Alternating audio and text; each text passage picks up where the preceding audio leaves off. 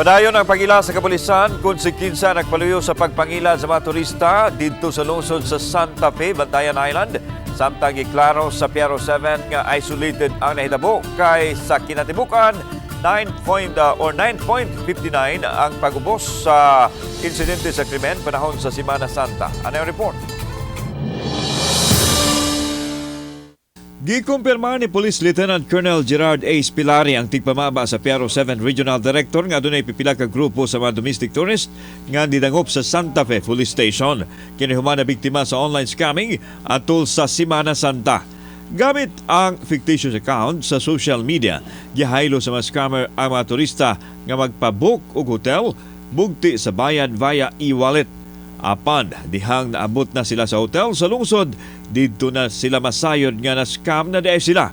Makikalayon ang PNP sa Cybercrime Laboratory aron mailhan ang mga scammer. The instruction of our regional director is to make sure nga ang tanang nag-violate sa law, regardless of who they are, will be arrested. No? Samtang ihulagway sa Piero 7 nga isolated ang kaso ug nagtuo sila nga dili kini makaapekto sa turismo sa Santa Fe. Dunay pahimangno ang opisyal sa kapulisan sa rehiyon. We know that you will choose Cebu because this is a good place for relaxation, but please be very careful on applications na unverified sa social media because naiuban nga nagamit lang ini to get money. Gawasan na itabo sa Santa Fe, hapsayra ang tibok Central Visayas atol sa Semana Santa.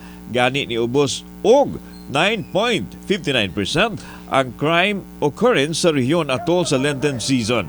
Gihulagway kini sa PNP official nga talagsaon sanglit ang naandan musaka ang krimen nining panahona.